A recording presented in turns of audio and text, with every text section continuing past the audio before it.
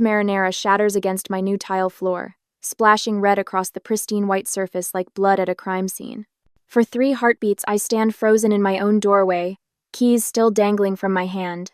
My mother and sister are inside my cottage that I showed them photos of only 3 days ago. My cottage, whose address I deliberately hadn't shared. What are you doing here? My voice sounds distant, hollow. Liana whirls around, measuring tape extended between her hands.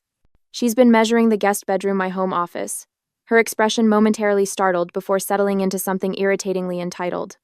Posey, you're home early.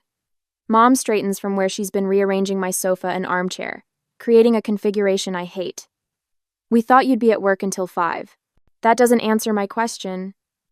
I step over the growing puddle of sauce, my shoes sticking slightly to the floor. How did you get in here? Mom waves dismissively. Oh, I had a key made yesterday when I stopped by to congratulate you. The memory surfaces instantly, Mom asking to use the bathroom during her brief visit, her purse unexpectedly left behind when she went down the hall. At the time, I'd thought nothing of it. You took my keys and copied them? Without asking? The tremor in my voice surprises me. Don't be so dramatic, honey. Mom busies herself, fluffing a throw pillow. We're just seeing how to make this work for everyone. Make what work? The question forms but doesn't leave my mouth because suddenly I know. The realization crashes into me with the force of a physical blow. Fragments of childhood flash before me, Liana's 11th birthday with the hired clown and backyard carnival, while my own celebration that same year had been a store-bought cake in our living room. Mom's dismissive, "It's just not in the budget for you," contrasted with the lavish spending for my sister. The pattern had never stopped. When I announced I was house hunting last month, Mom hadn't congratulated me. She'd called Liana immediately to discuss opportunities. This is my home, I say, each word carved from ice. Not yours, not ours, mine. I cross to Liana and pluck the spare key from her hand, where she's been fidgeting with it. Her fingers close reflexively, then release. You can't be serious about living here alone, Liana says, her forehead creasing with practiced concern. This place has 3 bedrooms. The kids need space. Your housing situation is not my problem. The steadiness in my voice surprises me. After everything we've done for you? Mom's eyes widen, her hand pressed dramatically to her chest. Your sister's children need bedrooms. Family helps family, Posey. You know that. The familiar weight of obligation presses down, a lifetime of expectations that I'll sacrifice for Liana because that's what I've always done. But something has shifted inside me. The trembling in my hands stops as clarity washes through me. You have exactly 2 minutes to leave before I call the police. I'd point toward the door, arms steady. You wouldn't dare. Mom's voice sharpens. 1 minute, 50 seconds. They leave, Mom slamming the door hard enough to rattle the windows. I slide the deadbolt into place with a satisfying click. The phone rings 20 minutes later as I'm still cleaning marinara from the grout lines. Dad's name flashes on the screen. What the hell do you think you're doing? His voice booms the moment I answer. Your mother is in tears. You're tearing this family apart with your selfishness. I say nothing, scrubbing harder at a stubborn red stain. Liana needs help, Posey. That's what family does. You've always understood that before. Always understood, always accommodated, always sacrificed. Not anymore, I whisper, but he's still shouting, not hearing me. After I hang up, I stare at the family photo on my mantle. Mom, Dad, Liana with her perfect husband and 3 children, and me, slightly off-center, smiling the strained smile I've worn my entire life.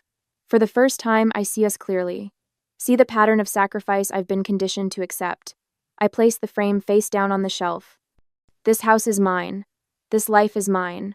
And I'm done giving pieces of it away. A day later, the Facebook notification pings while I'm sipping my morning coffee. A rare moment of peace 3 days after the marinara incident. Something about Liana tagging me. I tap the icon, expecting another passive-aggressive family photo where I'm awkwardly positioned at the edge. What I find stops my breath. A post from 3 weeks ago before I'd even closed on my cottage shows Liana's 3 children squeezed into their shared bedroom. The caption reads, "Kids are finally getting a bigger place soon. Blessed. Family first." My thumb hovers over the screen as I scroll to the comments. Which bedroom does Ellie get? Asks one of Liana's friends. Liana's response. The blue one with the bay window. Jack and Tyler will share the room across the hall. Mom thinks the third bedroom should stay a guest room in case Aunt Carol visits. My coffee mug slips from my fingers, splashing hot liquid across my bare feet. I barely notice the burn. 3 weeks ago. They were planning this 3 weeks ago, before I'd even signed my mortgage papers. I bolt to the bathroom, my stomach heaving as the magnitude hits me. This wasn't an impulsive idea after seeing my house. This was calculated, planned. They had been strategizing how to take over my home before I'd even purchased it. My phone buzzes with a text notification as I rinse my mouth. It's from Dad, but he's accidentally included me in a group message meant for Mom and Liana. Don't worry about Posey's tantrum. Mom has written, she'll give in once you're settled. She always does. The shaking starts in my hands and spreads until my whole body trembles against the cool bathroom tile. She always does. 3 words that summarize my entire life. The family dinner invitation arrives via text the next evening. We need to talk about a solution, Dad writes. Your mother's making pot roast, 7 p.m. I should refuse. Every instinct screams to stay away, but some withered, hopeful part of me wonders if maybe, just maybe, they've reconsidered. When I arrive, the table is already set with Mom's good china. Dad, Mom, and Liana sit clustered on one side, an empty chair waiting for me on the other. The division couldn't be more obvious if they'd drawn a line down the middle. Posey, Mom says, her smile tight. We're so glad you could join us. Before I can respond, Dad slides a manila folder across the table. We've found the perfect solution. Inside are printouts of 5-bedroom houses, all within 2 miles of Liana's children's school. Each listing has been annotated with notes like perfect playroom and good backyard for the kids. These are lovely, I say carefully, for Liana and Mark. Dad clears his throat. For all of you, together. We've already talked to your bank. Mom adds, stirring her iced tea. Transferring your mortgage to a different property is quite simple. The difference in price would be manageable if everyone contributes. My mouth goes dry. You contacted my bank? Just preliminary discussions, Mom says, waving away my concern like an annoying fly. Your furniture won't all fit, of course, Liana chimes in, but we could sell the extra pieces. We'll need space for the kids' bunk beds. The front door opens, and Mark strolls in, late as usual. He nods at me before turning to Dad. I was thinking about the garage spaces. The left side would work better for my truck, if Posey doesn't mind parking on the street. The casual way they're dividing my property, a home they've never contributed a penny, toward leaves me speechless. My hands curl into fists beneath the table. Posey, Dad says, his voice dropping into the serious tone he used when I was a child and had disappointed him. Refusing to help would show you don't really care about being part of this family. Mom reaches across the table, not quite touching my hand. Think about your relationship with your nieces and nephew. Children remember who was there for them. Everyone knows family comes first in this town. Liana adds, her eyes narrowing. What would people think if they knew you had all that space while your sister's children are crammed into one room? The weight of their expectations presses against my chest. For years, my entire identity in this family has been Liana's supportive sister, never just Posey, with my own dreams and needs. I spoke with Robert at your office. Dad mentions casually, as if he hasn't just crossed yet another boundary. He understands your family crisis might require some flexibility in your schedule, to help Liana with the move. After all we've done, Mom adds, her voice trembling with practiced emotion, providing a home for you all those years. The memory surfaces writing rent checks every month throughout college while living in their basement, watching them pay Liana's full tuition and apartment costs without question. The silence stretches as they wait for my capitulation. The familiar script. Posey protests, family pressures, Posey surrenders. She always does. But something has shifted inside me since finding them in my house. The pattern is suddenly visible, like one of those magic eye pictures that snaps into focus after years of just seeing random dots. I stand, carefully placing my napkin beside my untouched plate. Watch me not help, I say, my voice steadier than I feel. I walk out, ignoring their calls to return, their demands to sit back down and be reasonable. In my car, the phone begins buzzing with texts and calls. I switch it to silent.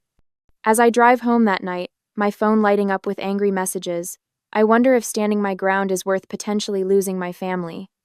Should I maintain this boundary at all costs, or find some compromise that wouldn't completely sacrifice my independence? The house was mine, but was complete separation the only way to protect it? The thought of compromise flickers and dies as I remember the Facebook post. They never intended to ask. They planned to take.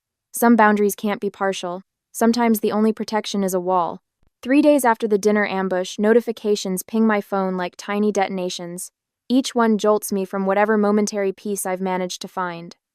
I make the mistake of looking at Liana's latest Facebook post, her children squeezed onto a pull-out sofa, faces arranged in exaggerated pouts.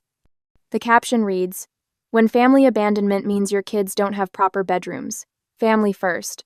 Unless you're selfish, apparently." My stomach twists as I scroll through the sympathetic comments. People I've known since childhood offer prayers and support. 3 different church ladies promise to speak to me about Christian family values. My finger hovers over the reply button, but what could I possibly say that wouldn't pour gasoline on this fire? My phone buzzes with a text from Mrs. Hatcher, my 3rd-grade teacher. "Your mother showed me pictures of your beautiful home. So much space for just one person. I raised 4 children in half that size." I set the phone face down on my kitchen counter and grip the edge until my knuckles whiten.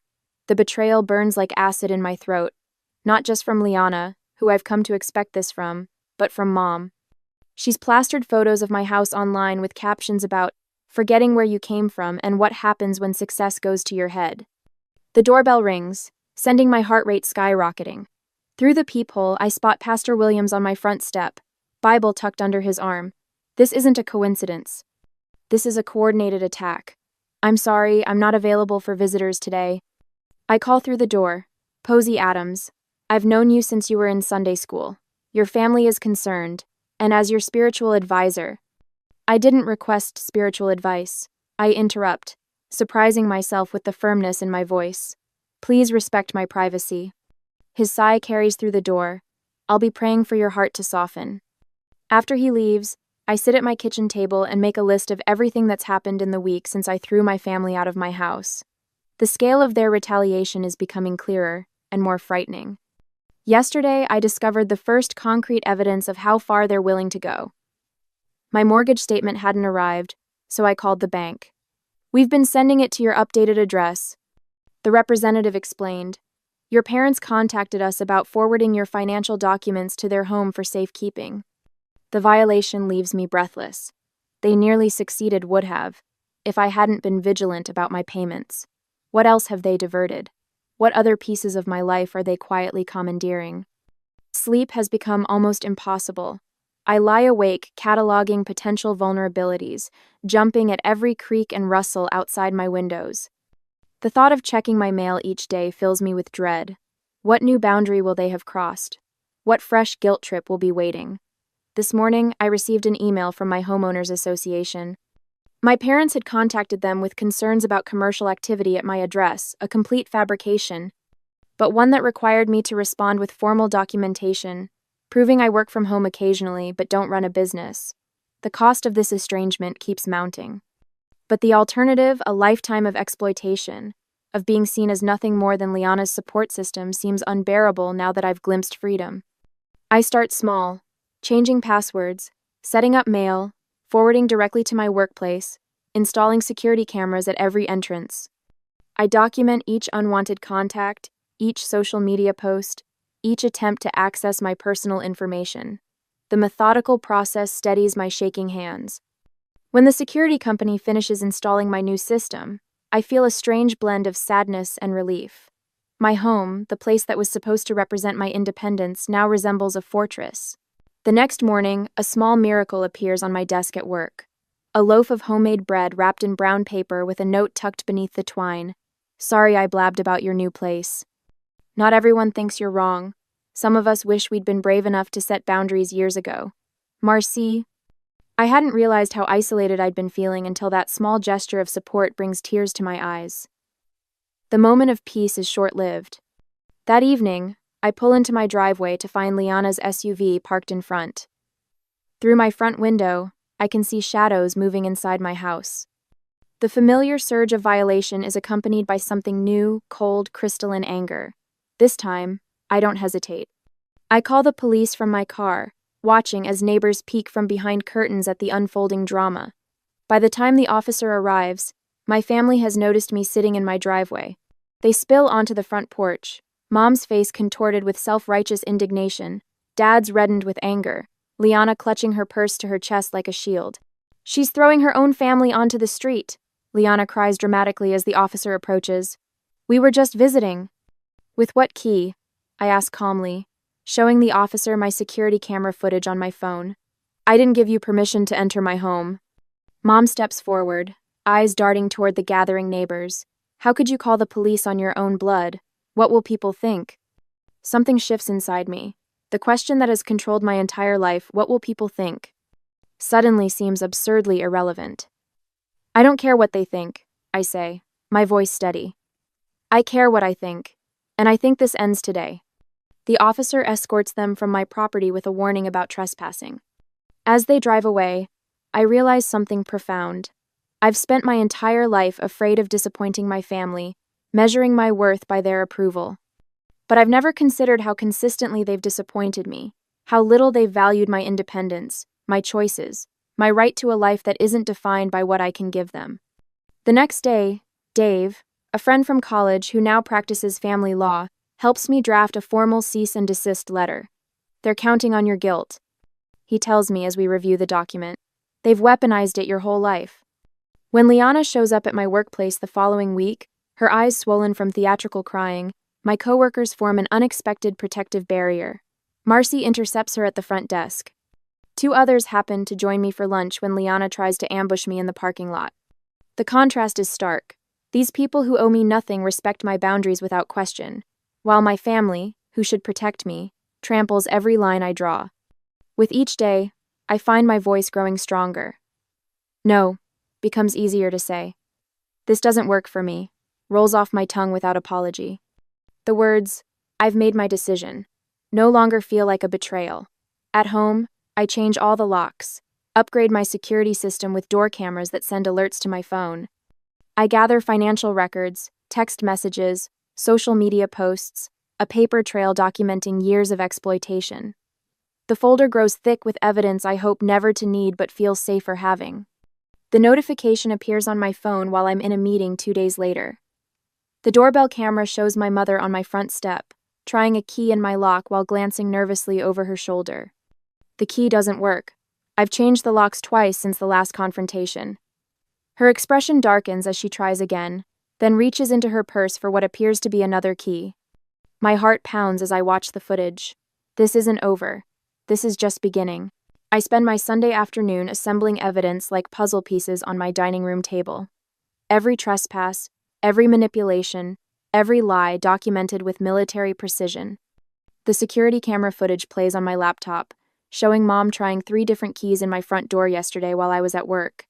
I add the timestamp to my spreadsheet and feel a curl of satisfaction, rather than the usual guilt. "This looks comprehensive," Dave says, adjusting his reading glasses as he reviews my documentation. My lawyer friend has squeezed me into his Sunday, bringing the scent of coffee and legal pads into my living room. "The cease and desist letter should be ready tomorrow. Will you be okay delivering it yourself?" I need to do this myself. I add the mortgage company's call recording to a labeled folder. The representative's voice still rings in my ears. "We spoke with someone claiming to be your mother about transferring your mortgage to another property. We informed her this wasn't possible without your direct authorization. My therapist Judith's advice guides my hand as I organize everything.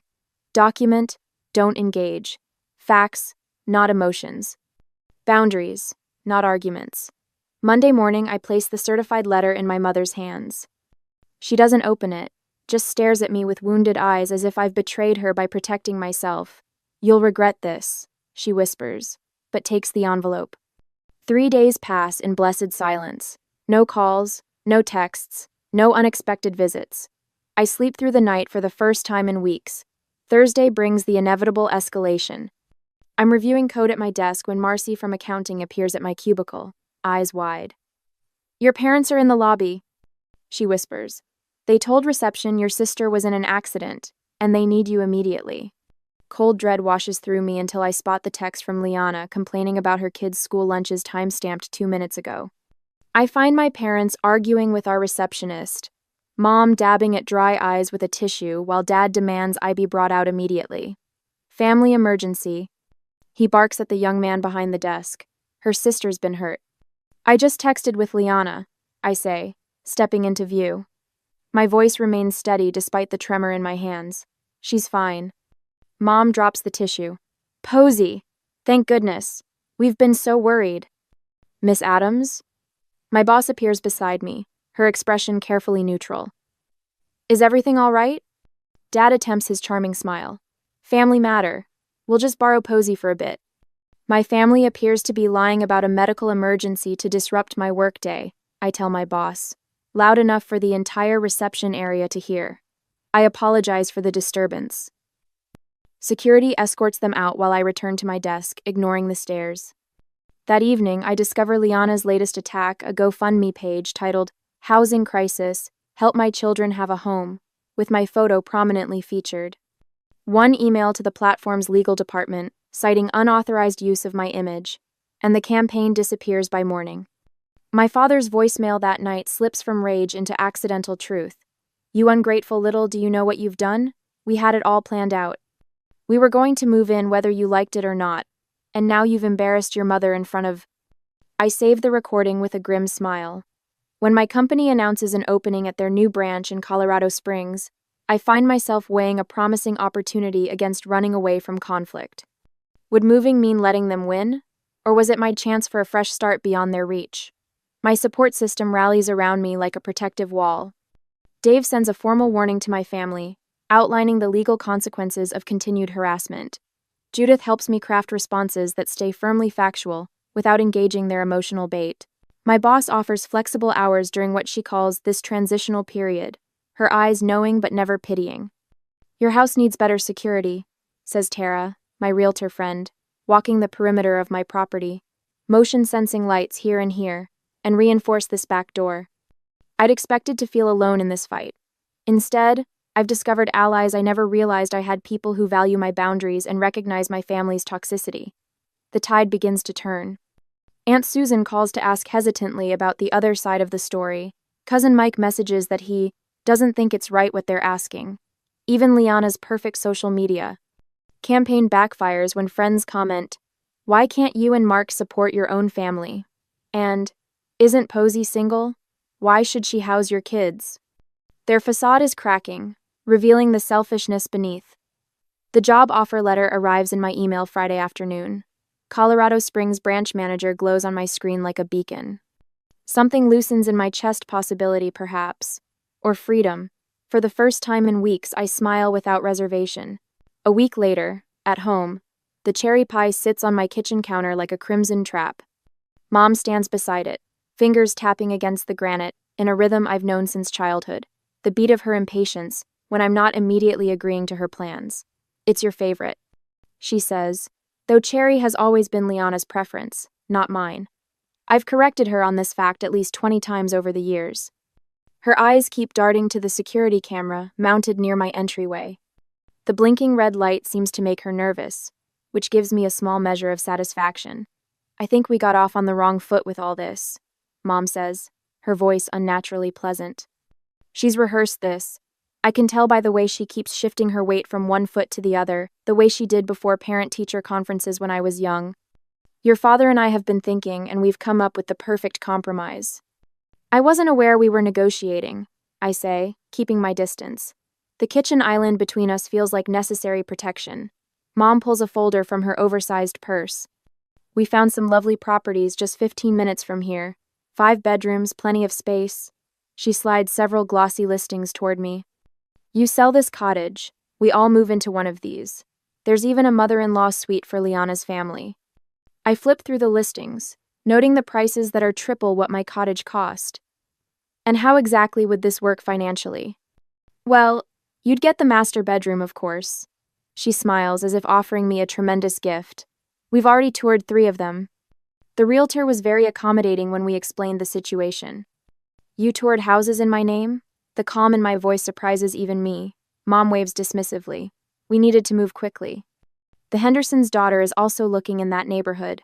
She leans forward, voice dropping. "Listen, Posey. If you're going to be difficult about this, we can always contest the ownership. You couldn't possibly have afforded this place without family help. Family help? The words taste bitter. You mean the full rent I paid while living at home during college?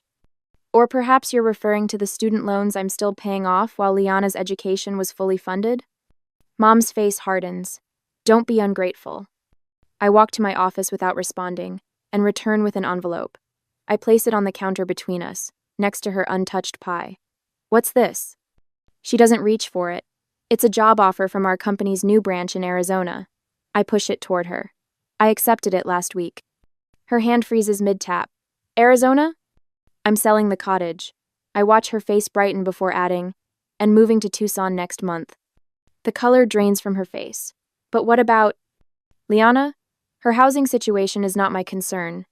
I open a drawer and pull out a thick manila folder. I've been gathering some interesting documentation. I spread the contents across my counter, financial records showing my paid rent throughout college, alongside Liana's fully funded education. Birthday expenditure comparisons, showing the thousands spent on her celebrations versus the bare minimum for mine. Loan papers for the cars they bought her while I saved for my used Honda. What is this supposed to be? Mom's voice has lost its rehearsed quality. Evidence. I pull out my phone and tap the screen. And here's my security footage showing 17 unauthorized entry attempts on my property. Mom stares at the screen, watching herself and Liana testing keys in my lock, peering through windows, even once bringing a locksmith who thankfully refused the job. I'm not running away. I say, gathering the papers. I'm running towards something better, a life where I'm valued, not just useful. Your father will be furious, she whispers, but there's a new uncertainty in her voice. I'm counting on it. 3 days later, I arrive at my parents' house for what they've billed as a family meeting to resolve the housing situation. The driveway is full, my aunt's car, my cousin's SUV, even my grandmother's ancient Buick. The gang's all here to witness my surrender. I take a deep breath before entering, folder tucked securely under my arm. The conversation in the living room halts when I step inside. Liana sits on the couch between my parents, a united front. The extended family is arranged in a loose semicircle, an audience for the performance. There she is, Dad says, standing with a forced smile. We were just about to explain our solution to everyone. Actually, I say, my voice carrying across the suddenly silent room, I have an announcement first. I place my folder on the coffee table and open it to reveal the listing for my cottage, complete with professional photographs and a bright red for sale banner across the top. My house goes on the market Monday, I say, and I've accepted a position with my company's Arizona branch. I'm moving next month. The silence stretches for 3 heartbeats before Liana's shriek shatters it. But what about us? Where are we supposed to go? I meet her gaze steadily. The same place you've been living. The same place you'd still be if you hadn't tried to take what's mine. Dad stands, face reddening. This is how you abandon your family? After everything we've done for you? Everything you've done? I pull out copies of my documentation, passing them to my grandmother and aunt. Here's a record of what you've actually done. Different rules for different daughters, different support, different expectations. My aunt's eyes widen as she scans the papers. You made her pay rent during college while paying for Liana's apartment? It built character, Dad snaps, but his confidence wavers as more family members begin examining the evidence. You should see the security footage, I add, loud enough for everyone to hear. Them trying to break into my house while I'm at work, calling my mortgage company pretending to be me, creating a GoFundMe claiming I was in financial distress.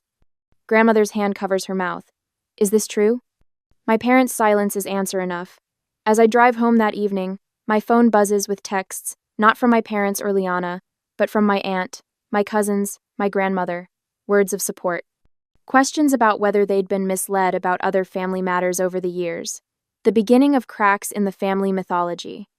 2 days later, my realtor calls with news that feels like both victory and farewell. You've got an offer already, she says. $20,000 over asking, cash, with a 30-day close. I'll take it, I tell her without hesitation. One more thing, she adds. Do you want to keep the spare keys, or should I discard them? I think of all the keys that have been copied without my permission, all the boundaries crossed. Discard them, I say. I won't need them where I'm going. As I hang up, I hear whispers that my parents have already approached my cousin Thomas about his guest house. The cycle continues, but without me in it. I wonder briefly if any relationship with my family can be salvaged after I move, whether distance might actually make healing possible. But that's a question for another day. Today, I have boxes to pack and a new life to build, one that's entirely my own. A year later, the morning sun streams through windows that have no curtains because I haven't decided what style I want yet. My furniture sits exactly where I placed it, not where someone else thought it should go. The wall beside my desk blooms with photographs. Me atop a mountain in Colorado, shaking hands with the CEO after my promotion, standing proudly in front of this house on closing day. Not a single picture shows my family. My phone rests on the counter, its screen occasionally lighting up with notifications. A year ago, I would have lunged for it, heart racing at the possibility of another accusation or demand. Now, I glance at it with casual indifference. Unknown numbers route straight to voicemail, and several familiar ones too. Outside, through the kitchen window, my garden catches the morning light. Rows of basil, thyme, and rosemary herbs Mom always claimed would overwhelm her delicate palate thrive in neat beds. Brilliant orange marigolds border the walkway, their pungent scent a childhood favorite. I was never allowed to plant near the house. Too common. Mom had said when I was 10, "We're putting in roses instead." I bite into a fresh strawberry from my own patch and smile at the sweetness. The doorbell rings precisely at noon. Friends file in carrying gift bags and platters, their faces bright with genuine happiness to see me. No one has an agenda beyond celebration. "Happy birthday, Posey," calls Elaine, my colleague turned friend, setting down a bakery box. "Apple pie, as requested." "Not cake?" asks Thomas, another coworker who's driven 2 hours to be here. "I've always preferred pie," I answer, the simple truth filling me with unexpected satisfaction. Especially apple. For decades, I'd dutifully blown out candles on chocolate cake because Liana loved it. Mom always said making 2 desserts was wasteful when we could share.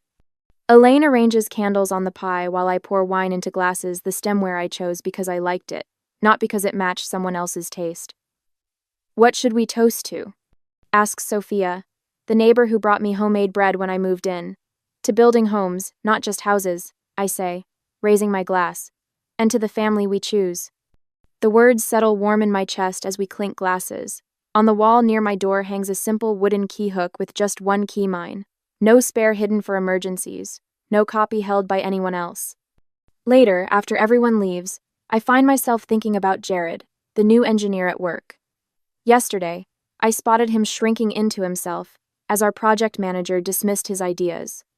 The familiar posture hit me like a punch to the gut, the same way I used to make myself smaller around my family.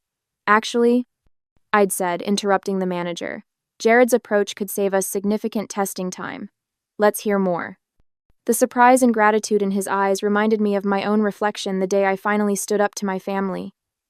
My phone buzzes with a text from Michael, the landscape architect I've been seeing for a month. He respects my boundaries with a reverence that once would have felt foreign, but now feels right. "Still on for hiking Saturday?" the message reads. I smile as I type back, "Absolutely." Before turning in, I scroll through my phone gallery and pause at an old family photo, everyone grouped tightly together, me slightly out of frame as usual. After a moment's hesitation, I delete it and replace it with a picture of my front door, painted the bold red I'd always wanted. My cousin Brenda texts occasionally now. Last week, my uncle called to check in. These tentative connections with extended family happen on my terms, with clear boundaries that they've learned to respect.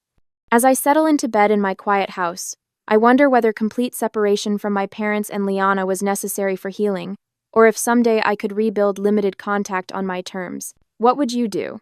Maintain the distance that brought peace, or attempt to create a new, more balanced relationship from the ashes of the old?